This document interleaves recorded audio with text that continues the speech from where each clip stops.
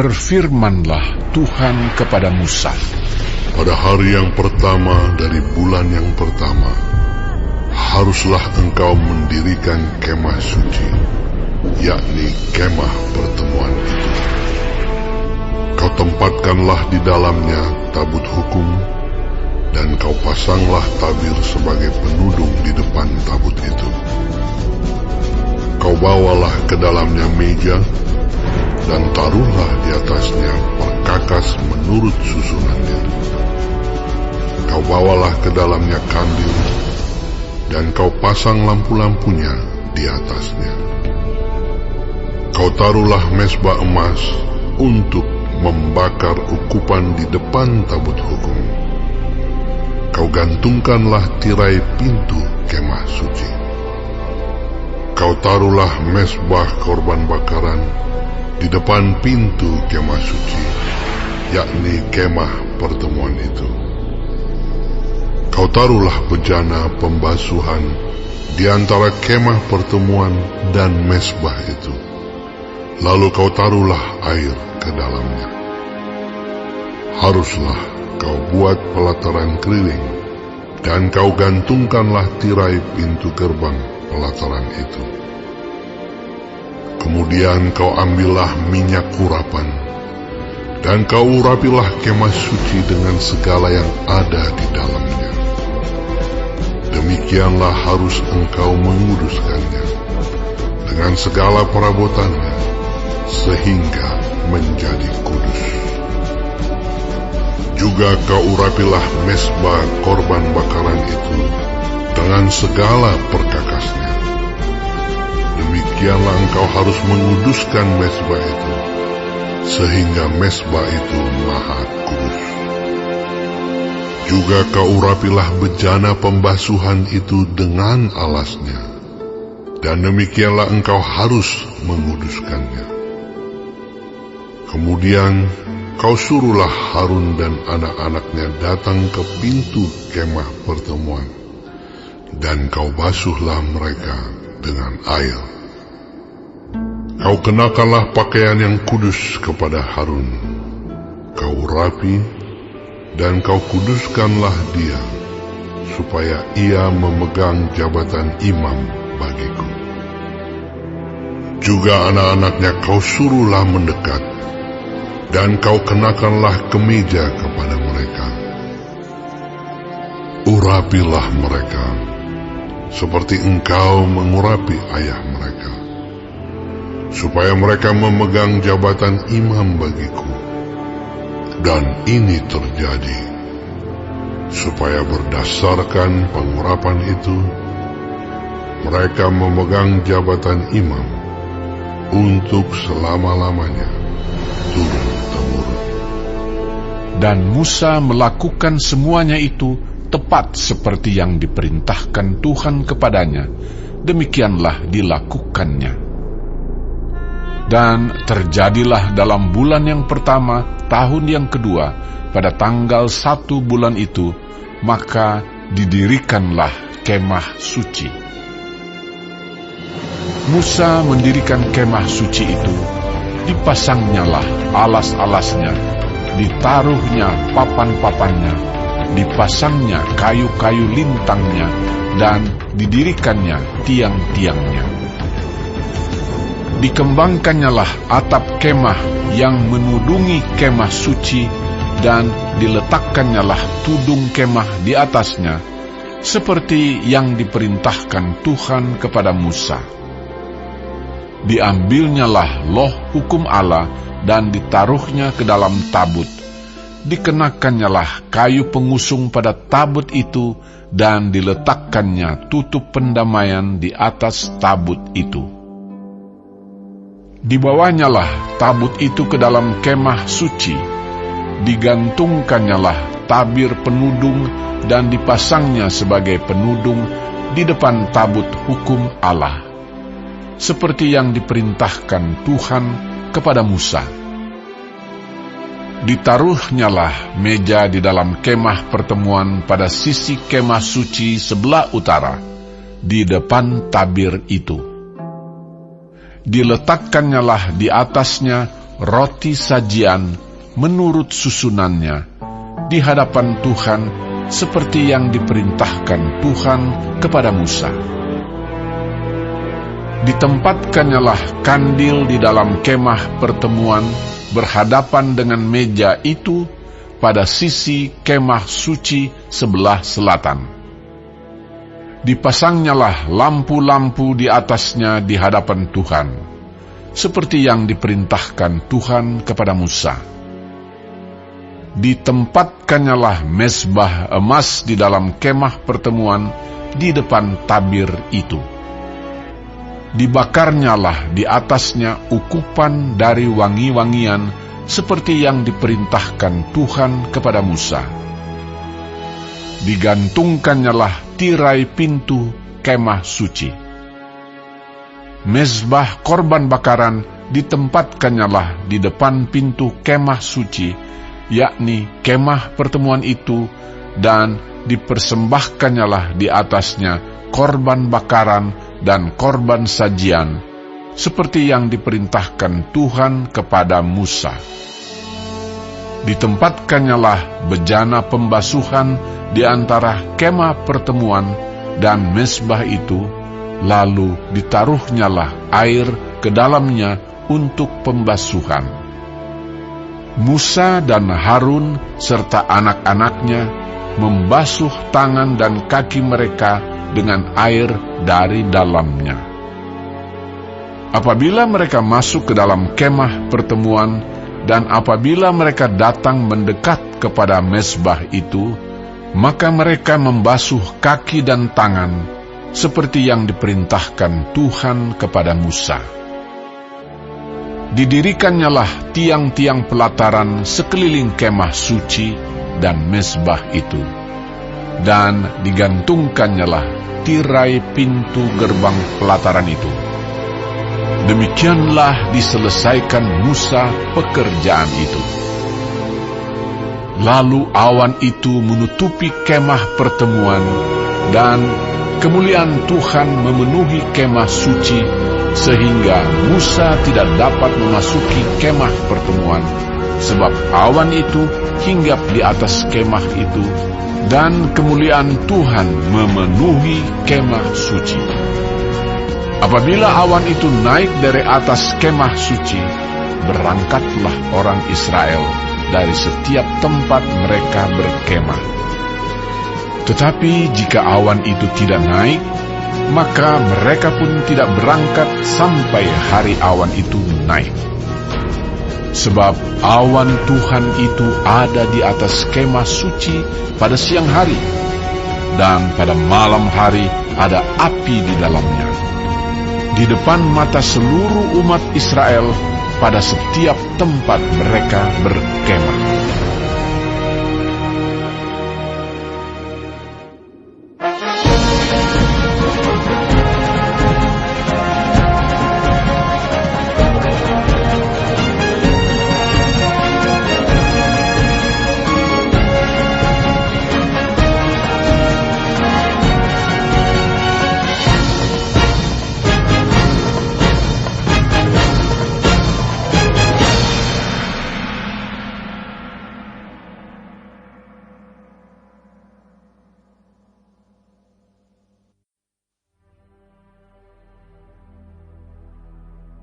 Bersyukurlah kepada Tuhan, sebab Ia baik. Bahwasanya untuk selama-lamanya kasih setianya. Biarlah itu dikatakan orang-orang yang ditebus Tuhan, yang ditebusnya dari kuasa yang menyesatkan, yang dikumpulkannya dari negeri-negeri, dari timur dan dari barat, dari utara dan dari selatan. Ada orang-orang yang mengembara di padang belantara, jalan ke kota, ke tempat kediaman orang yang tidak mereka temukan. Mereka lapar dan haus, jiwa mereka lemah lesu di dalam diri mereka. Maka berseru-serulah mereka kepada Tuhan dalam kesesakan mereka, dan dilepaskannya mereka dari kecemasan mereka. Dibawanya mereka menempuh jalan yang lurus, sehingga sampai ke kota tempat kediaman orang. Biarlah mereka bersyukur kepada Tuhan karena kasih setianya, karena perbuatan-perbuatannya yang ajaib terhadap anak-anak manusia. Sebab dipuaskannya jiwa yang dahaga, dan jiwa yang lapar dikenyangkannya dengan kebaikan. Ada orang-orang yang duduk di dalam gelap dan kelam, terkurung dalam sengsara dan besi. Karena mereka memberontak terhadap perintah-perintah Allah dan menista nasihat yang maha tinggi. Maka ditundukkannya hati mereka ke dalam kesusahan. Mereka tergelincir dan tidak ada yang menolong. Maka berseru-serulah mereka kepada Tuhan dalam kesesakan mereka, dan diselamatkannya mereka dari kecemasan mereka. Dibawanya mereka keluar dari dalam gelap dan kelam, dan diputuskannya belenggu-belenggu mereka. Biarlah mereka bersyukur kepada Tuhan karena kasih setianya, karena perbuatan-perbuatannya yang ajaib terhadap anak-anak manusia. Sebab dipecahkannya pintu-pintu tembaga, dan dihancurkannya palang-palang pintu besi. Ada orang-orang yang menjadi sakit oleh sebab kelakuan mereka yang berdosa, dan disiksa oleh sebab kesalahan-kesalahan mereka. Mereka muak terhadap segala makanan, dan mereka sudah sampai pada pintu gerbang maut. Maka berseru-serulah mereka kepada Tuhan dalam kesesakan mereka, dan diselamatkannya mereka dari kecemasan mereka. Disampaikannya firman-Nya, dan disembuhkannya mereka. Diluputkannya mereka dari liang kubur. Biarlah mereka bersyukur kepada Tuhan karena kasih setianya, karena perbuatan-perbuatannya yang ajaib terhadap anak-anak manusia. Biarlah mereka mempersembahkan korban syukur dan menceritakan pekerjaan-pekerjaannya dengan sorak-sorai. Ada orang-orang yang mengarungi laut dengan kapal-kapal, yang melakukan perdagangan di lautan luas. Mereka melihat pekerjaan-pekerjaan Tuhan dan perbuatan-perbuatannya yang ajaib di tempat yang dalam. Ia berfirman, maka dibangkitkannya angin badai yang meninggikan gelombang-gelombangnya. Mereka naik sampai ke langit dan turun ke samudra raya. Jiwa mereka hancur karena celaka. Mereka pusing dan terhuyung-huyung seperti orang mabuk dan kehilangan akal.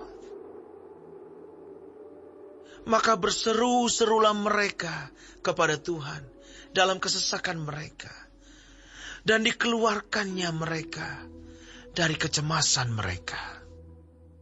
Dibuatnyalah badai itu diam, sehingga gelombang-gelombangnya tenang.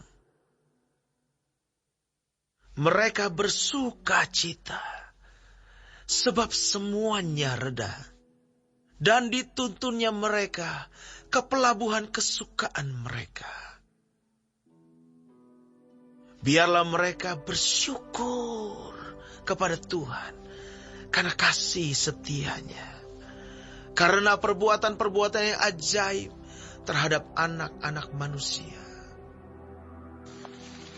Biarlah mereka meninggikan Dia dalam jemaat umat itu, dan memuji-muji Dia dalam majelis para tua-tua.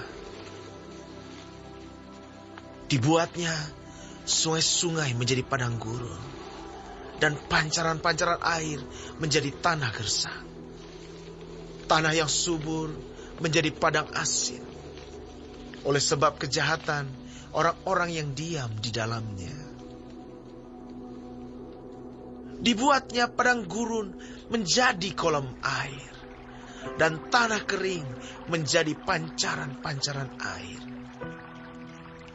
Ditempatkannya di sana orang-orang lapar, dan mereka mendirikan kota tempat kediaman. Mereka menabur di ladang-ladang dan membuat kebun-kebun anggur yang mengeluarkan buah-buahan sebagai hasil. Diberkatinya mereka sehingga mereka bertambah banyak dengan sangat, dan hewan-hewan mereka tidak dibuatnya berkurang. Tetapi mereka menjadi berkurang dan membungkuk oleh sebab tekanan celaka dan duka. Ditumpahkannya kehinaan ke atas orang-orang terkemuka, dan dibuatnya mereka mengembara di padang tandus yang tiada jalan. Tetapi orang miskin dibentenginya terhadap penindasan, dan dibuatnya kaum-kaum mereka seperti kawanan domba banyaknya. Orang-orang benar melihatnya, lalu bersuka cita, tetapi segala kecurangan tutup mulut. Siapa yang mempunyai hikmat, biarlah ia berpegang pada semuanya ini, dan memperhatikan segala kemurahan Tuhan.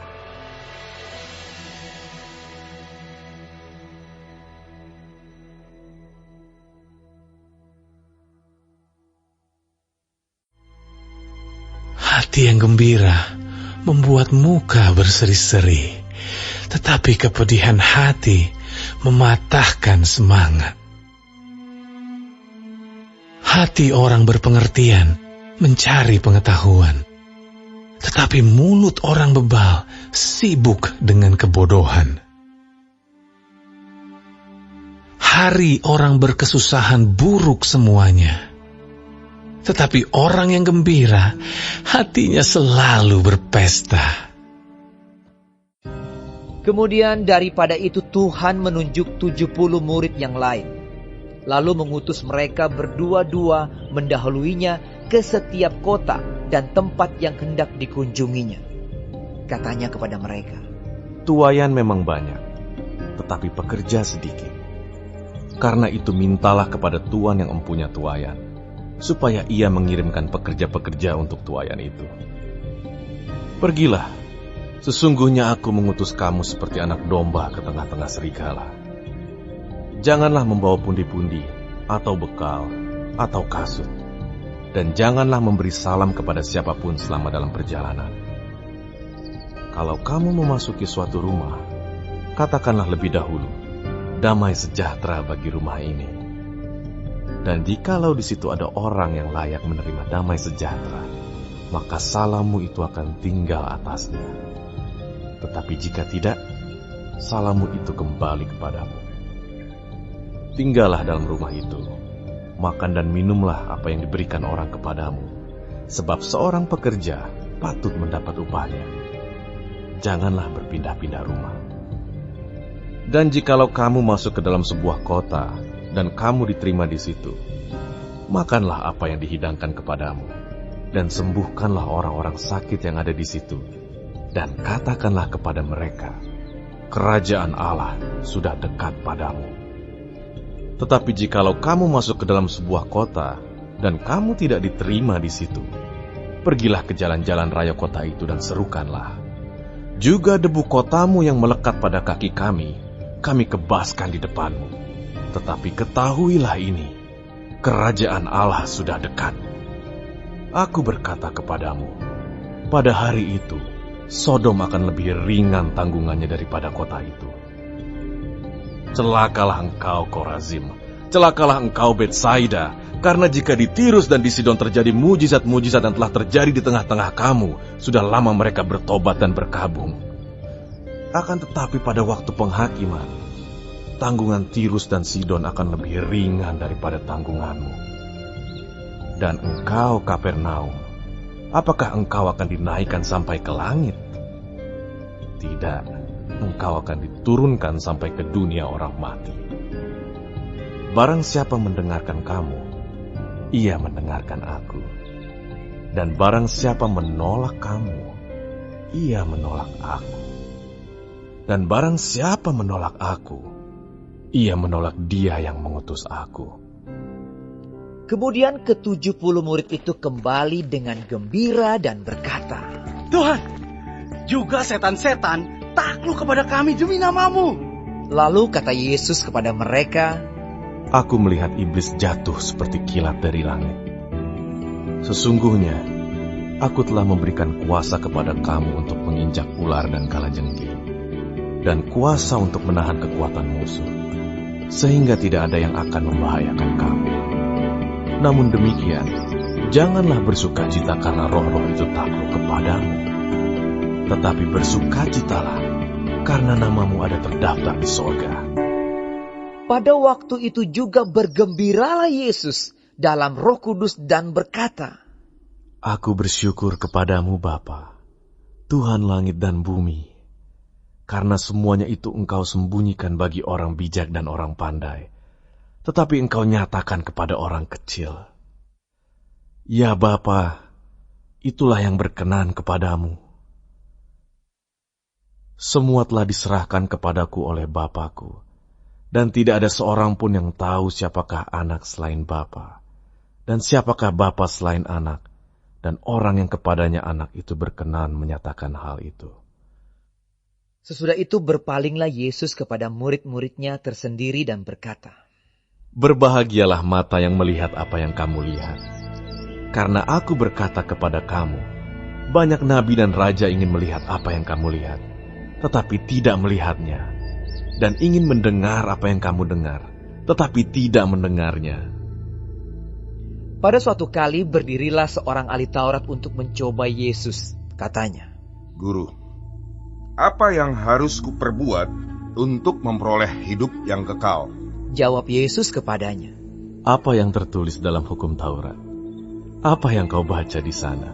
Jawab orang itu, Kasihilah Tuhan Allahmu dengan segenap hatimu, dan dengan segenap jiwamu, dan dengan segenap kekuatanmu, dan dengan segenap akal budimu, dan kasihilah sesamamu manusia seperti dirimu sendiri.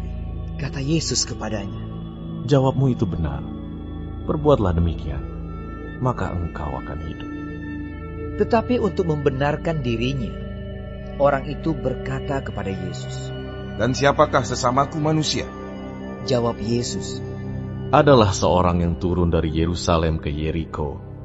Ia jatuh ke tangan penyamun-penyamun yang bukan saja merampoknya habis-habisan, tetapi yang juga memukulnya, dan yang sesudah itu pergi meninggalkannya setengah mati. Kebetulan ada seorang imam turun melalui jalan itu. Ia melihat orang itu, tetapi ia melewatinya dari seberang jalan. Demikian juga seorang Lewi datang ke tempat itu. Ketika ia melihat orang itu, ia melewatinya dari seberang jalan. Lalu datang seorang Samaria yang sedang dalam perjalanan ke tempat itu. Dan ketika ia melihat orang itu, tergeraklah hatinya oleh belas kasihan. Ia pergi kepadanya lalu membalut luka-lukanya, sesudah ia menyiraminya dengan minyak dan anggur. Kemudian ia menaikkan orang itu ke atas keledai tunggangannya sendiri, lalu membawanya ke tempat penginapan dan merawatnya. Keesokan harinya, ia menyerahkan 2 dinar kepada pemilik penginapan itu. Katanya, Rawatlah dia, dan jika kau belanjakan lebih dari ini, aku akan menggantinya waktu aku kembali. Siapakah di antara ketiga orang ini, menurut pendapatmu, adalah sesama manusia dari orang yang jatuh ke tangan penyamun itu? Jawab orang itu, Orang yang telah menunjukkan belas kasihan kepadanya. Kata Yesus kepadanya, Pergilah dan perbuatlah demikian. ketika Yesus dan murid-muridnya dalam perjalanan, tibalah ia di sebuah kampung. Seorang perempuan yang bernama Marta menerima dia di rumahnya. Perempuan itu mempunyai seorang saudara yang bernama Maria. Maria ini duduk dekat kaki Tuhan dan terus mendengarkan perkataannya. Sedang Marta sibuk sekali melayani. Ia mendekati Yesus dan berkata, Tuhan, tidakkah Engkau peduli bahwa saudaraku membiarkan aku melayani seorang diri? Suruhlah dia membantu aku. Tetapi Tuhan menjawabnya, Marta, Marta, engkau khawatir dan menyusahkan diri dengan banyak perkara. Tetapi hanya satu saja yang perlu. Maria telah memilih bagian yang terbaik, yang tidak akan diambil daripadanya.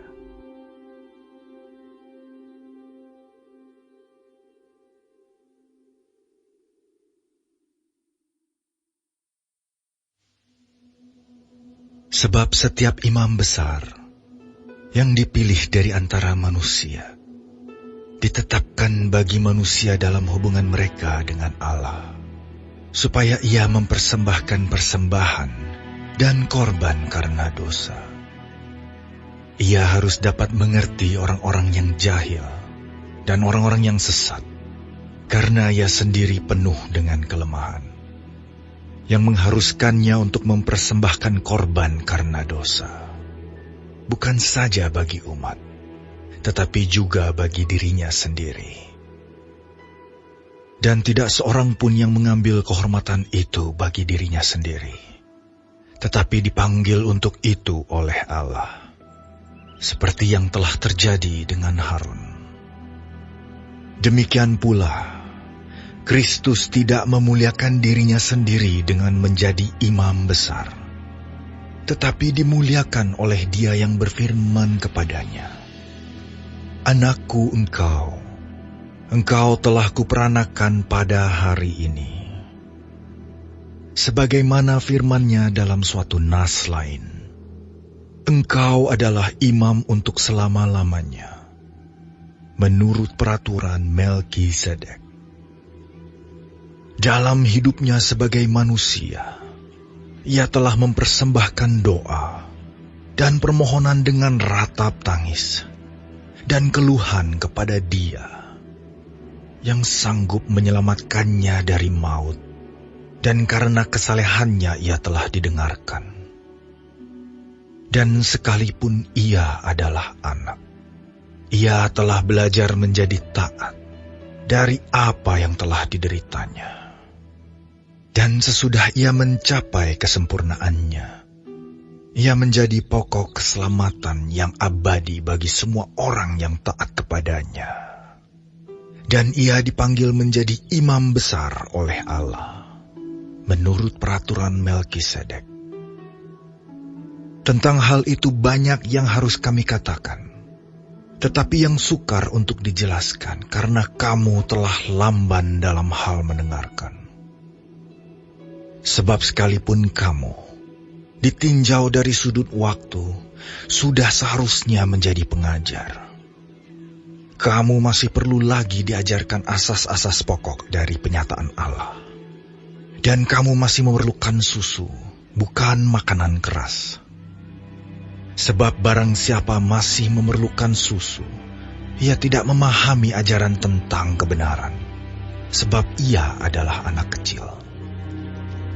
Tetapi makanan keras adalah untuk orang-orang dewasa, yang karena mempunyai panca indera yang terlatih, untuk membedakan yang baik daripada yang jahat,